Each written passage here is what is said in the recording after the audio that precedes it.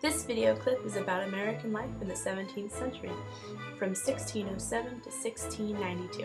Let our story begin. Chesapeake. Single men from England migrated to Chesapeake as crude colonial encampments became settlements.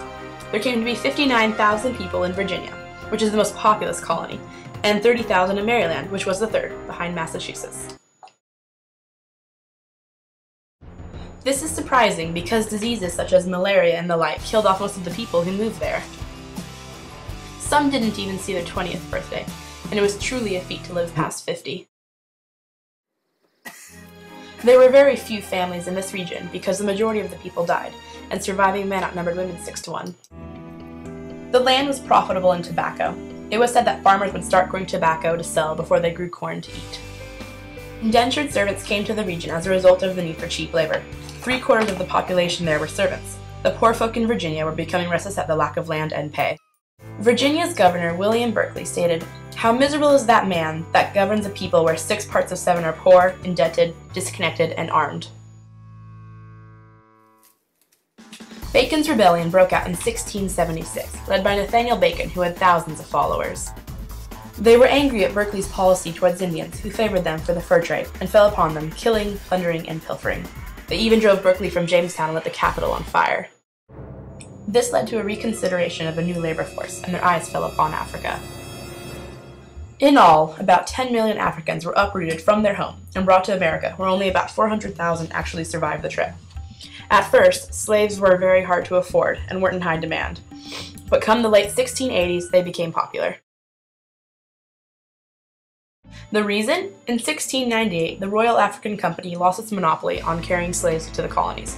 In 1750, slaves became half the population of Virginia, and in South Carolina, they outnumbered whites 2 to 1. Most slaves arrived to America on the Middle Passage, in which hundreds of slaves were cram-packed into a small boat and shipped like cargo.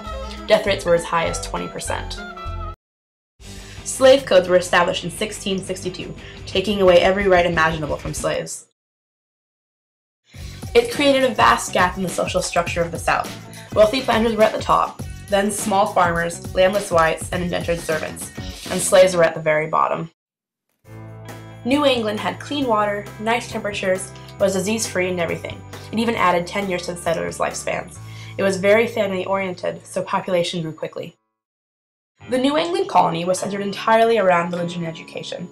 For example, elementary education began in the colonies, and roughly half the population knew how to read and write.